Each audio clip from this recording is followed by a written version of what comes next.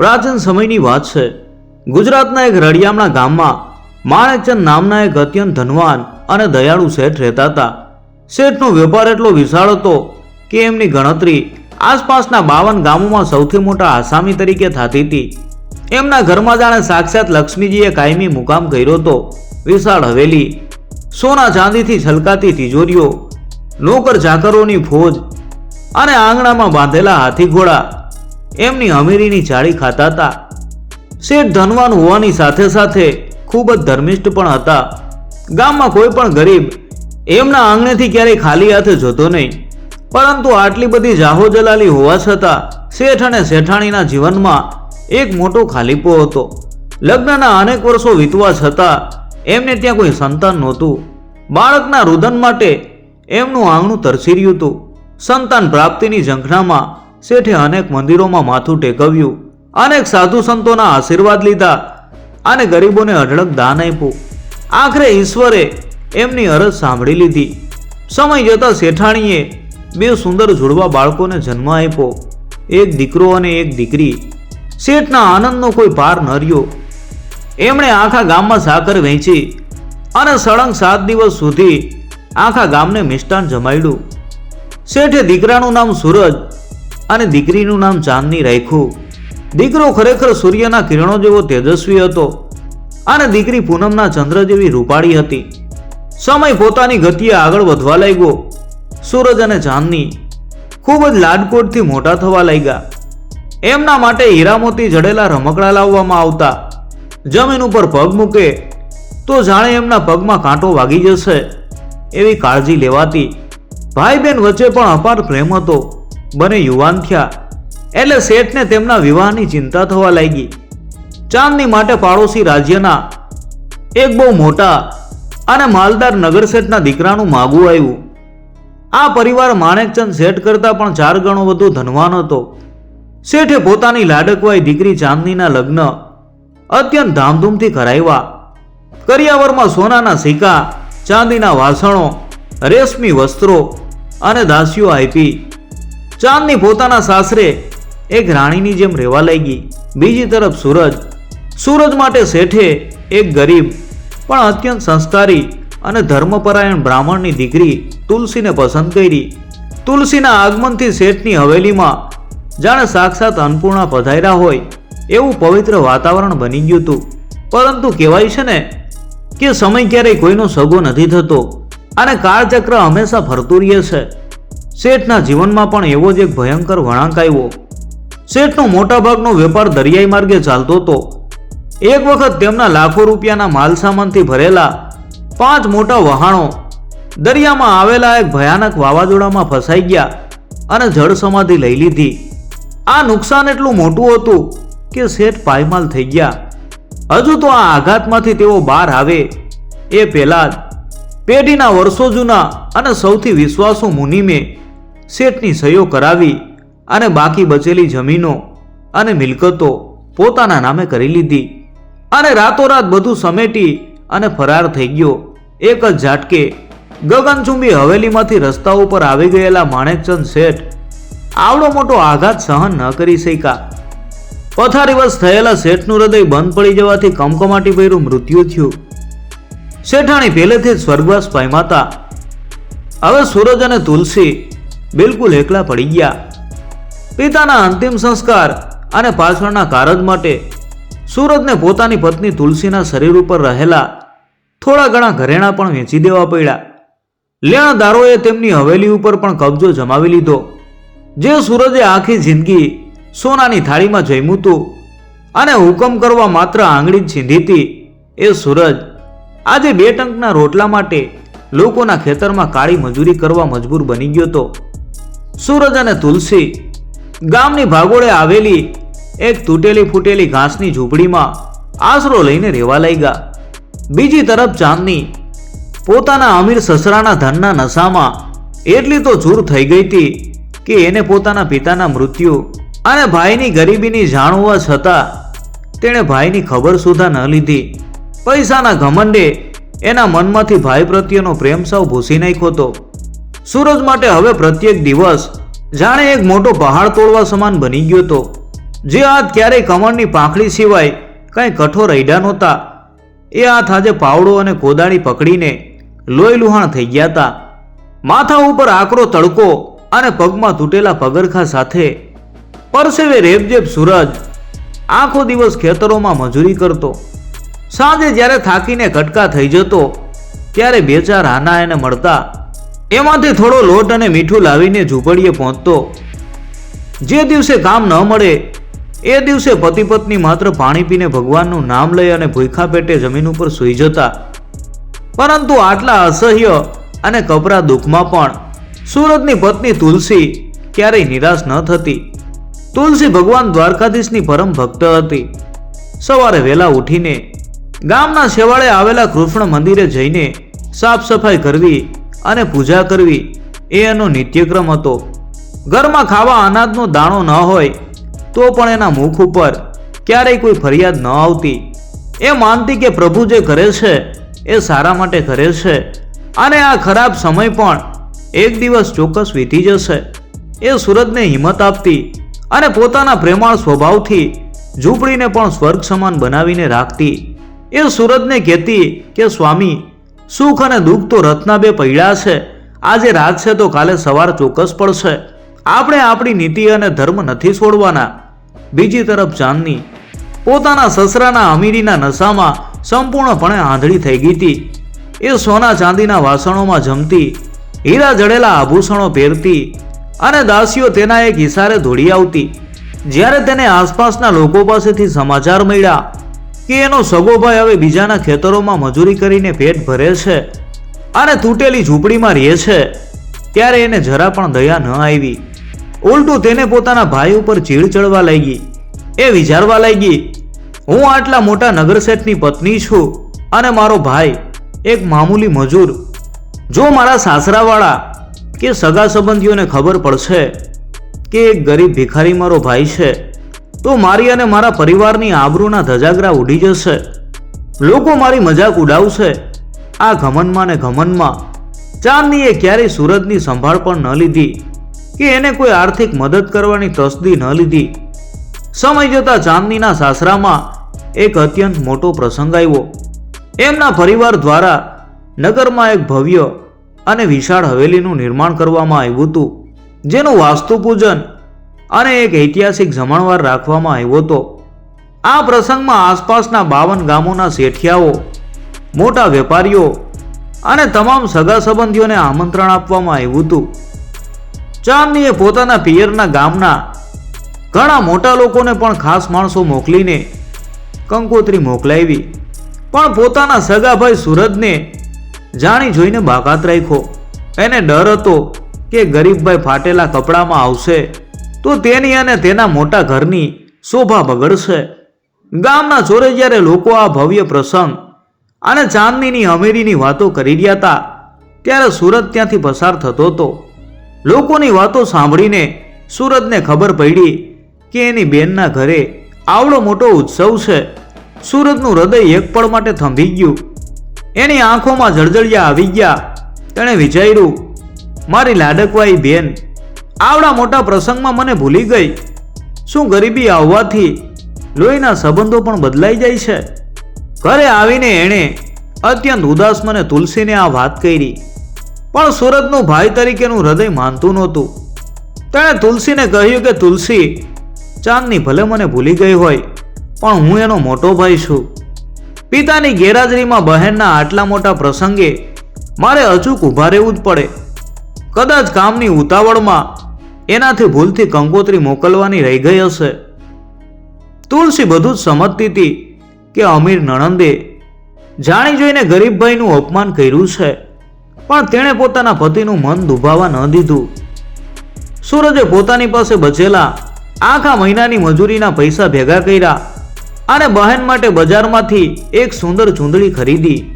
ફાટેલા અને કેટલાય થીગડા મારેલા મેલા કપડાં પહેરેલો, પણ અહીંયામાં બેન પ્રત્યેનો અખૂટ અને નિસ્વાર્થ પ્રેમ લઈને ગરીબ સૂરજ પોતાની બેનની નવી હવેલી તરફ જવા પગપાળા નીકળી પડ્યો. તેને મનમાં એક જ આશા હતી કે ચાંદની ભલે ગમે એટલી મોટી થઈ ગઈ હોય પણ તેને જોતા જ બાળપણની જેમ ભેટી પડશે અને જૂના દિવસો યાદ કરીને હરખાઈ જશે. 2 દિવસની કઠિન અને થકવી નાખનારી પગપાળા યાત્રા પછી સૂરજ પોતાની બેન ચાંદનીના નગરમાં પહોંચ્યો.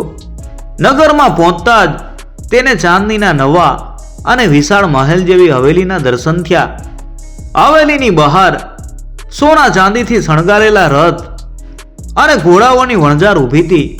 મોટા મોટા નગર શેઠો, જમીનદારો અને શાહી મહેમાનો રેશમી અને જરીવાળા વસ્ત્રો પહેરીને હવેલીમાં પ્રવેશી રહ્યા હતા. સૂરજે પોતાના શરીર ઉપર નજર કરી. એના કપડાં મેલા, ફાટેલા અને અનેક થીગડાઓવાળા હતા. પગમાં પહેરેલા પગરખા પણ ઘસાઈ ગયા હતા. એક ક્ષણ માટે તેને સંકોચ થયો, પરંતુ મારી તો સગી બેન છે, એ મને જોઈને બધું જ ભૂલી જશે. એવા ભોળા વિશ્વાસ સાથે તે મુખ્ય દ્વાર તરફ આગળ વધ્યો.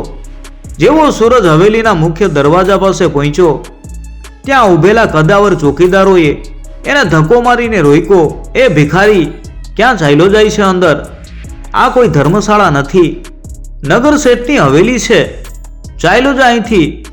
સૂરજે અત્યંત નમ્રતાથી કહ્યું કે ભાઈ, હું ભિખારી નથી, હું આ હવેલીની માલિક, તમારી શેઠાણી ચાંદનીનો સગો મોટો ભાઈ સૂરજ છું, મને અંદર જવા દ્યો. આ સાંભળીને ચોકીદારો ખડખડાટ હસવા લાગ્યા અને એની ગરીબીની મજાક ઉડાવવા લાગ્યા.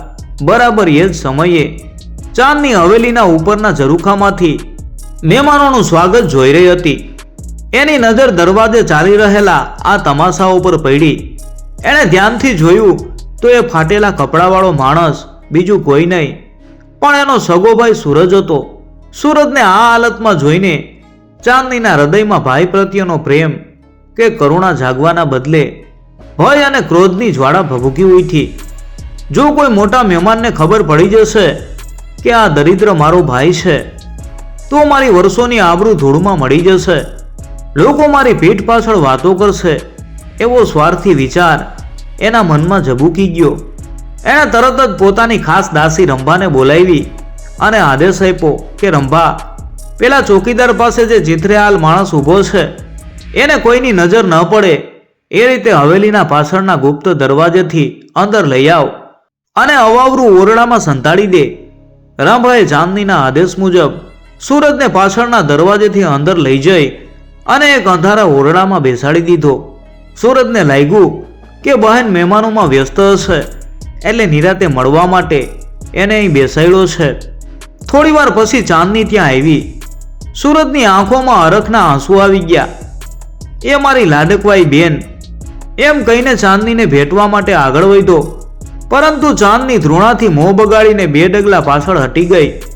દૂર રહેજે મારાથી, તારા આ મેલા અને ગંદા કપડાથી મારા કિંમતી વસ્ત્રો ખરાબ થઈ જશે, ચાંદનીએ અત્યંત કઠોર અવાજમાં કહ્યું. સૂરજ આઘાતથી થીજી ગયો. ચાંદનીએ અહંકારમાં આંધળી થઈને આગળ કહ્યું, તને અહીં આવવાની હિંમત કોણે આપી? મેં તને આમંત્રણ નહોતું મોકલ્યું, તો પણ તું તારું આ ભિખારી જેવું મોઢું લઈને મારી આબરૂના ધજાગરા કરવા અહીં કેમ હાલ્યો આવ્યો? જો કોઈ મહેમાન તને અહીં જોઈ જશે તો હું શું જવાબ આપીશ કે આ મારો ભાઈ છે? તે તો આજે મારી ઇજ્જત ઉપર કલંક લગાવી દીધું છે. પોતાની સગી બેનના મોઢેથી આવા ઝેરીલા શબ્દો સાંભળીને સૂરજના હૃદયના ટુકડે ટુકડા થઈ ગયા. ગરીબીનું આટલું ભયંકર અપમાન તેણે ક્યારેય સહન નહોતું કર્યું. ધ્રુજતા હાથે તેણે પોતાની થેલીમાંથી પોતે પરસેવો પાડીને મજૂરીના પૈસે લાવેલી પેલી સાધારણ રેશમી ચૂંદડી કાઢી અને રડમસ અવાજે કહ્યું કે બેન, મને ખબર નહોતી કે ગરીબી ભાઈ બહેનનો સંબંધ પણ ખતમ કરી દે છે. હું તો બસ તને આ ભેટ આપવા અને તારું મોઢું જોવા આવ્યો હતો. ચાંદનીએ એ ચૂંદડી તરફ નફરતથી જોઈને કહ્યું, આવા સસ્તા અને હલકા કપડાં તો મારી દાસીઓ પણ વાસણ માંજતી વખતે નથી પહેરતી. મારે નથી જોઈતી તારી આ ભેટ. અત્યારે તું આ ઓરડામાં જ પુરાઈ રહેજે. ઉત્સવ પૂરો થાય અને રાત પડે એટલે કોઈને દેખાયા વગર પાછળના દરવાજેથી ચૂપચાપ તારા ઘરે રવાના થઈ જજે. આટલું કહીને ચાંદની ત્યાંથી મોં ફેરવીને ચાલી ગઈ અને અહંકારમાં ઓરડાનો દરવાજો બહારથી બંધ કરી દીધો. સૂરજ માટે હવે ત્યાં એક પળ પણ ઊભા રહેવું અસહ્ય હતું. જે બેનને તેણે બાળપણમાં ખોળામાં રમાડીને મોટી કરી હતી, તે આજે પૈસાના ઘમંડમાં આટલી ક્રૂર થઈ જશે એની એને સપનામાં પણ કલ્પના નહોતી. અન્નનો એક દાણો કે પાણીનું એક ટીપું પીધા વિના અપમાનની આગમાં સળગતો સૂરજ એ ઓરડાની નાની બારી વાટે બહાર કૂદી ગયો. તેણે નક્કી કર્યું કે હવે તે ક્યારેય આ ઉમરો નહીં ચડે. આંખોમાંથી વહેતા અશ્રુઓ લૂછતો અને ભારે હૈયે તે પોતાના ગામ તરફ પાછો વળવા નીકળી પડ્યો. ભૂખ, તરસ અને અપમાનના અસહ્ય બોજ સાથે સૂરજ પોતાની બેન ચાંદનીના નગરમાંથી બહાર નીકળ્યો. બપોરનો આકરો તાપ માથા ઉપર આગ વરસાવી રહ્યો હતો, પરંતુ સૂરજના હૃદયમાં જે અપમાનની આગ લાગેલી હતી તે આ સૂર્યના તાપ કરતાં પણ વધુ ધજાડનારી હતી. સળંગ 2 દિવસની લાંબી મુસાફરી અને પેટમાં અન્નનો એક દાણો ન હોવાના કારણે એનું શરીર હવે સાથ છોડી રહ્યું હતું. બહેનના મહેલમાંથી તેને પાણીનો એક ઘૂંટડો પણ નહોતો નસીબ થયો. રસ્તામાં ચાલતા ચાલતા એના પગ લથડિયા ખાવા લાગ્યા. બાળપણની એ મીઠી યાદો અને બંધ ચાંદનીના કઠોર શબ્દો વારંવાર એના મનમાં ઘૂમરાતા હતા. શું ખરેખર ગરીબી માણસને આટલો લાચાર બનાવી દે છે કે પોતાના લોહીના સંબંધો પણ મોં ફેરવી લે? આ જ વિચારમાં ડૂબેલો સૂરજ અડધા રસ્તે એક ઘાટા જંગલમાં પહોંચ્યો. અહીં પહોંચતા જ એના શરીરમાં રહેલી અંતિમ તાકાત પણ ખતમ થઈ ગઈ અને તે એક વિશાળ વડના ઝાડ નીચે બેભાન થઈને ઢળી પડ્યો. બીજી તરફ તેની પત્ની તુલસી પોતાના ઝૂંપડામાં બેઠી બેઠી ભગવાન દ્વારકાધીશની પૂજા કરી રહી હતી. એની આંખોમાંથી અશ્રુ વહી રહ્યા હતા અને તે પોતાના પતિના રક્ષણ માટે પ્રભુને સાચા હૃદયથી પ્રાર્થના કરી રહી હતી. પોતાની પરમ ભક્ત તુલસીની કરુણ પોકાર સાંભળીને વૈકુંઠમાં બિરાજેલા ભગવાન શ્રી કૃષ્ણ અને માતા રૂકમણીનું આસન ડોલી ઉઠ્યું. માતા રૂકમણીએ ચિંતાતુર અવાજે કહ્યું, હે પ્રભુ, તમારી પરમ ભક્ત તુલસીનો પતિ સૂરજ જંગલમાં ભૂખ અને તરસથી પ્રાણ છોડી રહ્યો છે. અત્યંત પ્રામાણિક હોવા છતાં તેને આટલું મોટું કષ્ટ. જો આપણે અત્યારે તેની વારે નહીં જઈએ તો ધર્મ ઉપરથી લોકોનો વિશ્વાસ ઉઠી જશે.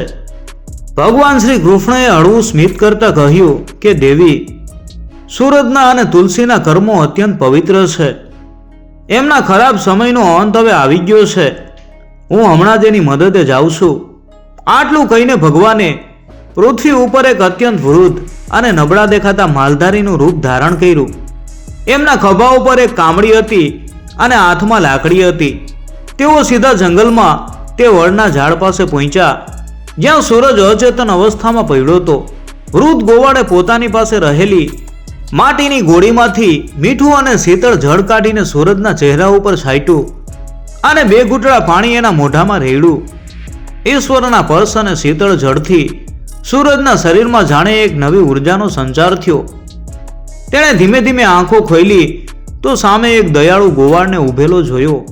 સૂરજે ધીમા અવાજે પૂછ્યું કે બાપા, તમે કોણ છો અને આ નિર્જન જંગલમાં ક્યાંથી આવ્યા? વૃદ્ધ ગોવાળે અત્યંત માયાળુ સ્વરે કહ્યું કે બેટા, હું તો આ જંગલનો જ એક રખેવાળ છું. મારી ગાયો ચરાવતો તો ત્યાં મેં તને આ હાલતમાં જોયો. તું આટલો યુવાન અને સંસ્કારી હોવા છતાં તારા ચહેરા ઉપર આટલું બધું દુઃખ અને આંખોમાં આટલી નિરાશા કેમ છે? મને તારી વ્યથા જણાવ, કદાચ તારું મન હળવું થઈ જાય. વૃદ્ધના આટલા પ્રેમાળ શબ્દો સાંભળતા જ સૂરજના હૃદયનો બંધ તૂટી પડ્યો. તે ધ્રુસકે ને ધ્રુસકે રડી પડ્યો. તેણે પોતાની અમીરીથી લઈ અને ગરીબી સુધીની સફર, ખાસ કરીને પોતાની સગી બેન ચાંદનીએ કરેલા ભયંકર અપમાનની બધી જ વાત વૃદ્ધને કહી સંભળાવી. સૂરજે રડતા રડતા કહ્યું કે દાદા, મને મારી ગરીબીનો કોઈ અફસોસ નથી, પણ મારી સગી બેને મને ભિખારી ગણીને ઘરમાંથી કાઢી મૂક્યો. એ વાત મારું કાળજું કોરી ખાય છે. હું ખાલી હાથે મારી પત્ની તુલસી પાસે ક્યાં મોઢે જઈશ? ભગવાન રૂપી ગોવાળે સૂરજના માથા ઉપર વાલથી હાથ ફેરવતા કહ્યું કે બેટા, નિરાશ ન થા. આ જગતમાં સુખ અને દુઃખ તો આવતા જતા રહે છે. તારી ધીરજ અને તારી પત્નીની ભક્તિનું ફળ હવે તને મળશે. અહીંથી થોડે દૂર મારી એક નાનકડી વાડી છે જ્યાં સરસ મજાના ફળ ઉગ્યા છે. તું મારી સાથે ચાલ અને તારી થેલીમાં સમાય એટલા ફળ તારા પરિવાર માટે લેતો જા. સૂરજ વૃદ્ધની પાછળ પાછળ ચાલવા લાગ્યો. થોડે દૂર જઈને જોયું તો એક અત્યંત સુંદર અને અલૌકિક વાડી હતી. વાડીમાં આંબાના વૃક્ષો ઉપર સોનેરી રંગની મોટી મોટી કેરીઓ લટકી રહી હતી અને નાળિયેરી ઉપર મોટા અને ચમકતા નાળિયેર હતા. વૃદ્ધે કહ્યું, તને જે ગમે એ તોડી લે. સૂરજે અત્યંત સંકોચ સાથે થોડી પાકી કેરીઓ અને 2-3 નાળિયેર તોડી અને પોતાની જૂની કાપડની થેલીમાં ભરી લીધા. ગોવાળનો આભાર માનીને સૂરજે પોતાના ઘર તરફ પ્રયાણ કર્યું. એને ખબર નહોતી કે આ સાધારણ દેખાતા ફળો એનું આખું જીવન બદલી નાખવાના હતા. થેલીમાં રહેલા ફળોનું વજન વધારે નહોતું, પણ સૂરજના હૃદય ઉપર પોતાની સગી બેને કરેલા અપમાનનો ભાર ખૂબ જ ભારે હતો. રસ્તામાં ચાલતા ચાલતા તે એક જ વિચાર કરી રહ્યો હતો કે ઘરે જઈને તુલસીને શું જવાબ આપીશ. જો હું તેને સાચું કહીશ કે મારી બેને મને ભિખારી કહીને ધક્કા મારીને કાઢી મૂક્યો તો તુલસીનું કોમળ હૃદય તૂટી જશે. બેન પ્રત્યેનો એનો આદર ખતમ થઈ જશે. આવા જ વિચારોના વમળમાં અટવાયેલો સૂરજ જ્યારે પોતાના ગામની ભાગોળે પહોંચ્યો ત્યારે સાંજ ઢળવા આવી હતી. ઝૂંપડીની બહાર તુલસી કાગડોળે પોતાના પતિની રાહ જોઈ રહી હતી. સૂરજને આવતો જોઈને એના જીવમાં જીવ આવ્યો. સૂરજના હાથમાં ભરેલી થેલી જોઈને તુલસીને વિચાર આવ્યો કે નક્કી નણંદબાએ પોતાના ભાઈને ખાલી હાથે નહીં મોકલા હોય. અમીર નણંદે જરૂર પોતાના ભાઈ માટે મીઠાઈ, નવા કપડાં અને કંઈક ભેટ મોકલાવી હશે.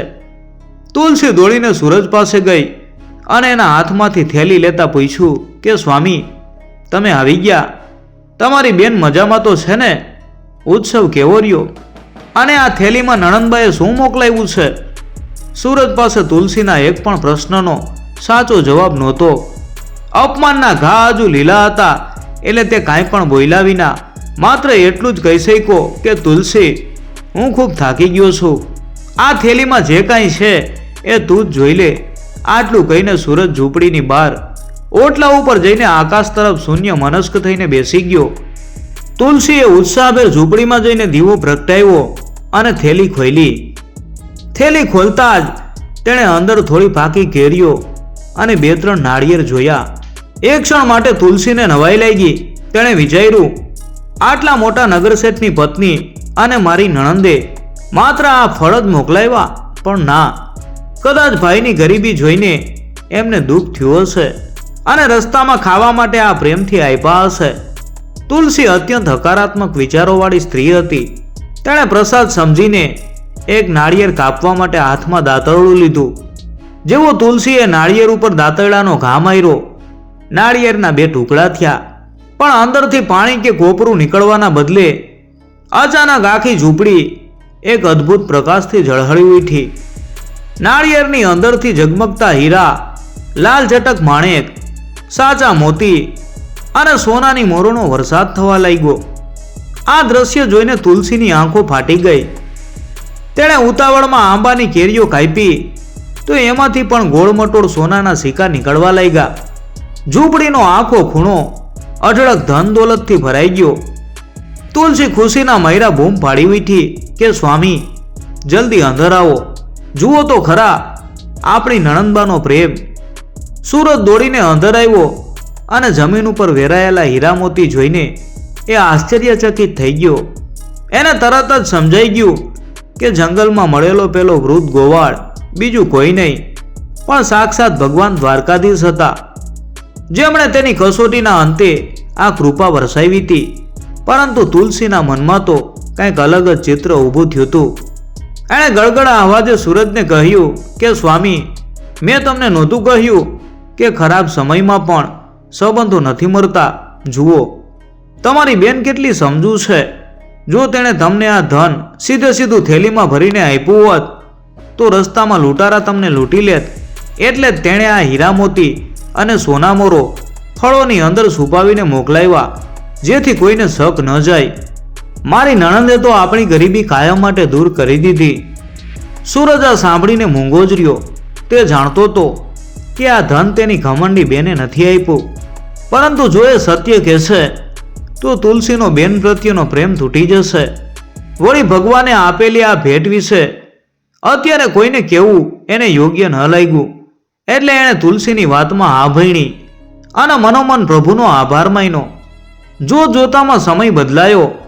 ભગવાને આપેલા આ અખૂટ ધનથી સૂરજ અને તુલસીએ ફરીથી એક સુંદર હવેલી બનાવી. ખેતરો અને વેપાર ફરી શરૂ કર્યા. અમીરી પાછી આવવા છતાં સૂરજ અને તુલસીમાં સહેજ પણ અહંકાર ન આવ્યો. તેઓ ગરીબોને મદદ કરતા અને પ્રભુની ભક્તિમાં લીન રહેતા. બીજી તરફ તુલસીના મનમાં એક જ વિશ્વાસ અકબંધ હતો કે આ બધી જાહો જલાલી એની નણંદ ચાંદનીની મહેરબાનીથી જ પાછી આવી છે. ધીમે ધીમે સમય પસાર થતો ગયો. સૂરજ અને તુલસીના આંગણે ફરીથી સુખ અને સમૃદ્ધિનો સૂરજ ઉગી નીકળ્યો હતો. ભગવાને આપેલી એ અખૂટ સંપત્તિ અને સોનામોરોના પ્રતાપે સૂરજે ગામની મધ્યમાં એક અત્યંત સુંદર અને ભવ્ય હવેલીનું નિર્માણ કરાવ્યું. એમના ઘરમાં નોકર ચાકર, ગાયો ભેંસો અને ગાડી ઘોડાની કોઈ કમી ન રહી. તુલસીના મનમાં તો હજુ પણ એ દ્રઢ વિશ્વાસ અને ગેરસમજ હતી કે આ બધી જાહો જલાલી પોતાની નણંદ ચાંદનીની આપેલી એ અમૂલ્ય ભેટના પ્રતાપે જ પાછી આવી છે.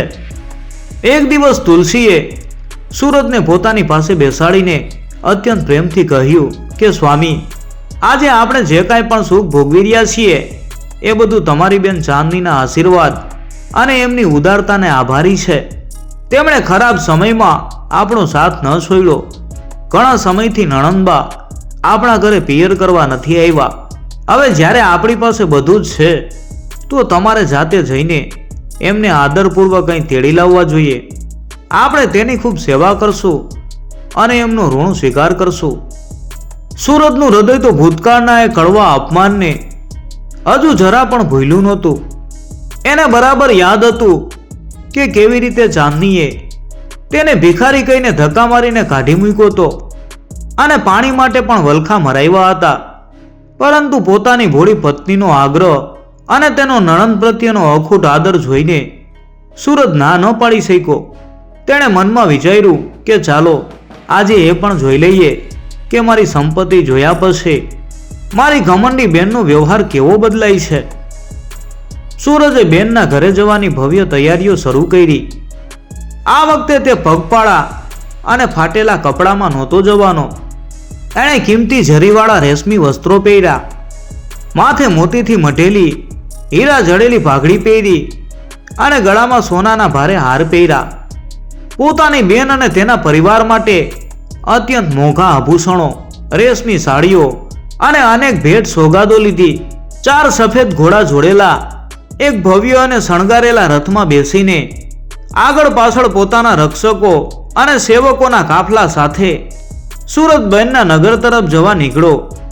જ્યારે સુરતનો આ શાહી કાફલો અને રથ ચાંદનીની વિશાળ હવેલીના મુખ્ય દરવાજે પહોંચ્યો ત્યારે ત્યાં ઊભેલા એ ચોકીદારોની આંખો આશ્ચર્યથી પોળી થઈ ગઈ.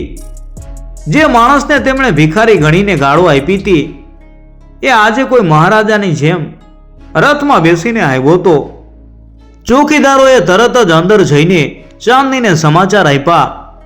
ચાંદનીની ખાસ દાસી રંભા દોડતી આવી અને આપતા આપતા બોલી કે શેઠાણીજી, તમારા ભાઈ સૂરજ આવ્યા છે, પણ આ વખતે તેમની શાન કંઈક અલગ જ છે.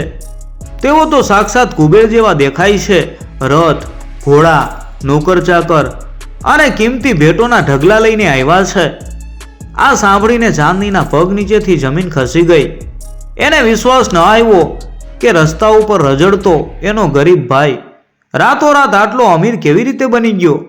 અમીરી અને પૈસાની લાલચમાં આંધળી થયેલી ચાંદની તરત જ પોતાના બધા કામ પડતા મૂકીને, મર્યાદાઓ ભૂલીને ઉઘાડા પગે દોડતી દોડતી દરવાજે પહોંચી ગઈ.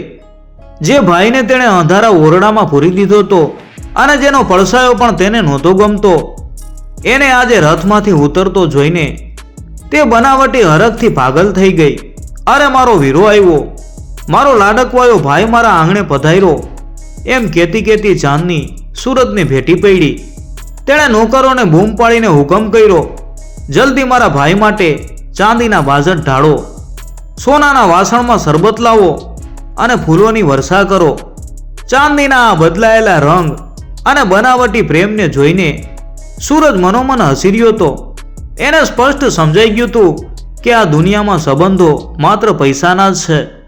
ચાંદની અત્યારે ભાઈને નહીં પણ ભાઈના પૈસા, રથ અને મોભાને ભેટી રહી છે.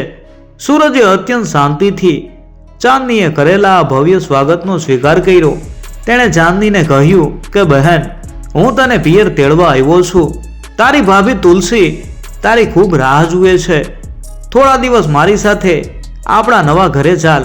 ભાઈની અમીરી જોવાની લાલચ અને તેના ઘરની જાહો જલાલી માણવાની પ્રબળ ઈચ્છાથી ચાંદની તરત જ તૈયાર થઈ ગઈ.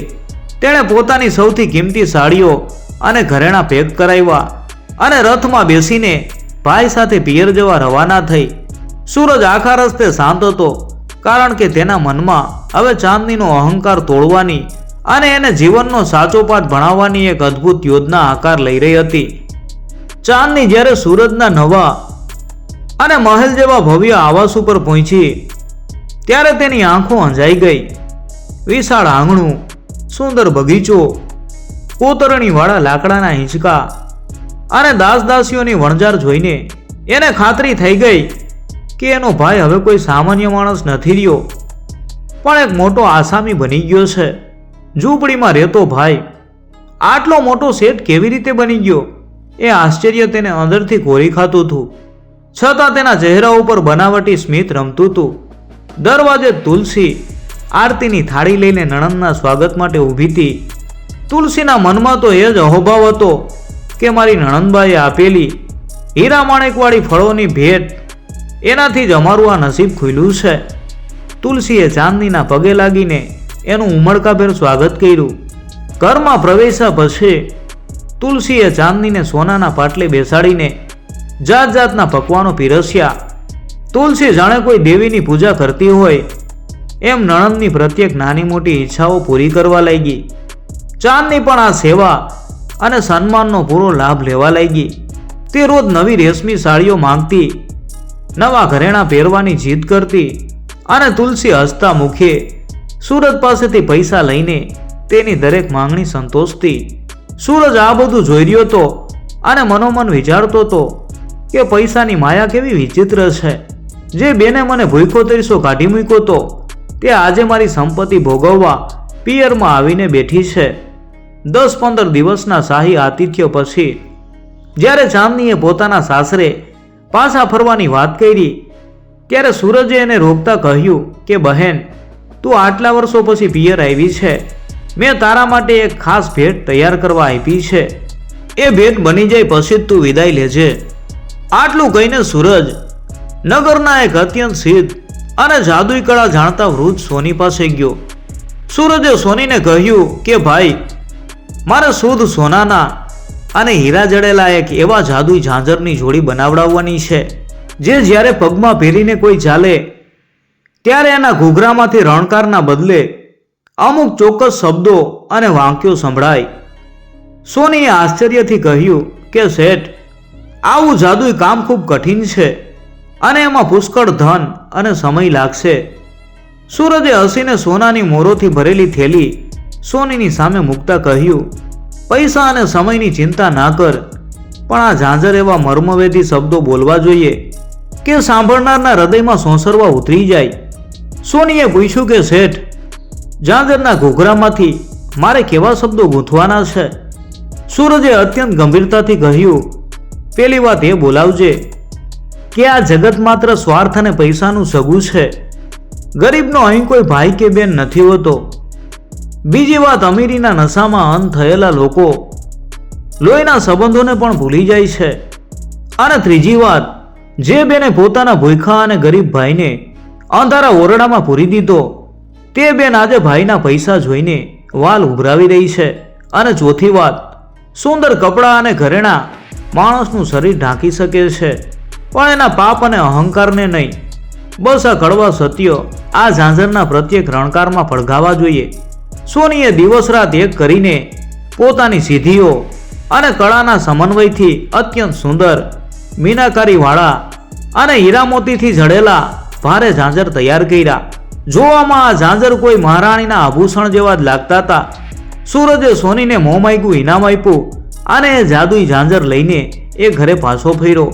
બીજા દિવસે જ્યારે ચાંદની વિદાય લેવા માટે તૈયાર થઈને ચોકમાં આવી ત્યારે સૂરજે એક સુંદર મખમલના દાબડામાં મૂકેલા એ સોનાના ઝાંઝર બેનના હાથમાં આપ્યા. ચાંદની તો ઝાંઝરની ચમક અને એનું વજન જોઈને જ ખુશીથી પાગલ થઈ ગઈ.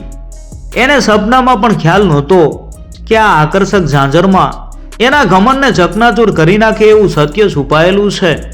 તેને તો એમ જ હતું કે ભાઈએ મારી સુંદરતા વધારવા માટે આ કિંમતી ભેટ આપી છે.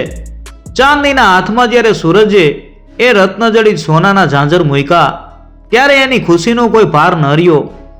અમીરીના દેખાડામાં રચવાવાળી ચાંદનીથી રહેવાયું નહીં. તેણે પોતાની ભાભી તુલસી અને આંગણામાં ઊભેલા તમામ નોકર ચાકરોની વચ્ચે પોતાનો વટ પાડવા માટે એ ઝાંઝર તરત જ પોતાના પગમાં પહેરી લીધા. તેને મનમાં એમ હતું કે જ્યારે તે આ ભારે અને કિંમતી ઝાંઝર પહેરીને ચાલશે ત્યારે એનો રણકાર સાંભળીને બધા તેની અમીરીની વાહ કરશે. પરંતુ તેને ક્યાં ખબર હતી કે આ ઝાંઝરમાં એનો અહંકાર તોડનારું કડવું સત્ય છુપાયેલું છે. જેવો ચાંદનીએ રથ તરફ જવા માટે પોતાનો પહેલો પગ ઉપાડીને જમીન ઉપર મૂક્યો કે તરત જ ઝાંઝરના ઘૂઘરામાંથી મધુર રણકાર આવવાના બદલે એક સ્પષ્ટ અને ઘેરો અવાજ આંગણામાં ગુંજી ઉઠ્યો. આ જગત માત્ર સ્વાર્થ અને પૈસાનું સગું છે. ગરીબનો અહીં કોઈ ભાઈ કે બેન નથી હોતો. ચાંદની અવાક થઈને ઊભી રહી ગઈ. એને લાગ્યું કે કદાચ એને સાંભળવામાં ભૂલ થઈ છે. તેણે ડરતા ડરતા બીજું ડગલું ભર્યું અને ફરીથી ઝાંઝરમાંથી અવાજ આવ્યો કે અમીરીના નશામાં અંધ થયેલા લોકો લોહીના સંબંધોને પણ ભૂલી જાય છે. જે બહેને પોતાના ભૂખ્યા અને ગરીબ ભાઈને અંધારા ઓરડામાં પૂરી દીધો એ બેન આજે ભાઈના પૈસા જોઈને વાલ ઉભરાવી રહી છે. આ શબ્દો સાંભળતા જ ચાંદનીના પગ નીચેથી જમીન સરકી ગઈ. એનો ચહેરો જમીનથી લાલચોળ થઈ ગયો. આંગણામાં ઊભેલા બધા લોકો આશ્ચર્યથી તેની સામે જોઈ રહ્યા હતા.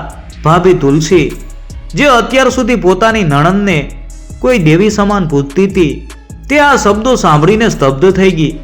તેણે ગભરાતા અવાજે સૂરજને પૂછ્યું કે સ્વામી આ ઝાંઝર શું બોલી રહ્યા છે? નણંદબાઈએ તમને ભૂખા ઓરડામાં પૂરી દીધા હતા. આ બધો શું ભેદ છે? મને સાચું કહો. હવે સૂરજ માટે સત્ય છુપાવવાનો કોઈ અર્થ નહોતો. તેણે તુલસી પાસે જઈને શાંત અવાજે કહ્યું, હા તુલસી, આ ઝાંઝર બિલકુલ સાચું બોલી રહ્યા છે. આપણે જ્યારે અત્યંત ગરીબ હતા અને હું ફાટેલા કપડાં પહેરીને બેનના ઘરે ઉત્સવમાં ગયો હતો ત્યારે આ ચાંદનીએ મને ભિખારી કહીને અપમાનિત કર્યો હતો. તેણે મને પાણી પણ નહોતું પાયું અને કોઈની નજર ન પડે એટલે પાછળના દરવાજેથી કાઢી મૂક્યો હતો. અને તું જે ધન દોલતને ચાંદનીની ભેટ માનતી હતી એ હકીકતમાં આ બેનની નહીં પણ સાક્ષાત ભગવાન દ્વારકાધીશે જંગલમાં મને વૃદ્ધ ગોવાળનું રૂપ લઈને આપ્યા હતા. આપણી ગરીબી ઈશ્વરની કૃપાથી અને તારી અતૂટ ભક્તિથી દૂર થઈ છે, કોઈ સ્વાર્થી સંબંધોથી નહીં. સૂરજની આખી વાત સાંભળીને તુલસીની આંખમાંથી આંસુ વહેવા લાગ્યા. એને સમજાયું કે એનો પતિ એના હૃદયને ઠેસ ન પહોંચે એટલે આટલા સમયથી આ મોટું દુઃખ છુપાવીને બેઠો હતો. બીજી તરફ ચાંદનીનું અભિમાન હવે સંપૂર્ણપણે ચકનાચૂર થઈ ગયું હતું. તેને પોતાના કરેલા પાપ અને કઠોર વ્યવહાર ઉપર તીવ્ર પસ્તાવો થવા લાગ્યો. રડતી અને ધ્રુજતી ચાંદની દોડીને પોતાના ભાઈ સૂરજના પગમાં પડી ગઈ. મને માફ કરી દે મારા વીરા, મને માફ કરી દે. હું પૈસાના અહંકારમાં એટલી આંધળી થઈ ગઈ હતી કે મારો સગો ભાઈ પણ મને ન ઓળખાયો. તે મને સાચો પાઠ ભણાવ્યો છે. હવે મને સમજાયું છે કે આ ધન દોલત, મહેલ અને ઘરેણા બધું જ નાશવંત છે. સાચી સંપત્તિ તો આપણા કર્મો અને નિસ્વાર્થ સંબંધો છે. હું તારી ગુનેગાર છું ભાઈ. સૂરજનું હૃદય અત્યંત વિશાળ અને માયાળું હતું. બહેનને સાચા હૃદયથી પસ્તાવો કરતી જોઈને તેણે ચાંદનીને ઊભી કરી અને ગળે લગાવી. તેણે કહ્યું કે બહેન, માણસ ભૂલને પાત્ર છે પણ ભૂલ સમજાયા પછી એનો સ્વીકાર કરવો એ જ સાચું પ્રાયશ્ચિત છે. આથી એ જૂની બધી કડવાશ આપણે ભૂલી જઈએ. તુલસીએ પણ નણંદને માફ કરી દીધી. ચાંદની હવે એક બદલાયેલી અને નમ્ર સ્ત્રી બનીને પોતાના સાસરે ગઈ. ત્યારબાદ સૂરજ અને તુલસી આજીવન ધર્મકર્મ કરતા રહ્યા. અને સુખ શાંતિથી પોતાનું જીવન પસાર કરવા લાગ્યા. આ વાર્તા આપણને શીખવે છે કે સમય ક્યારેય એકસરખો નથી રહેતો. ગરીબી અને અમીરી એ જીવનના બે પાસા છે.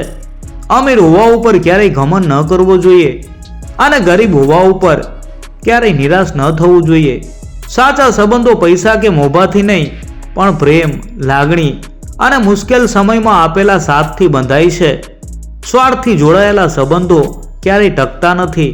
માણસ જ્યારે ખરાબ સમયમાં પણ પોતાની નીતિ, ધર્મ અને ઈશ્વર ઉપરનો વિશ્વાસ નથી છોડતો, ત્યારે ઈશ્વર કોઈને કોઈ સ્વરૂપે એની મદદ ચોક્કસ કરે છે.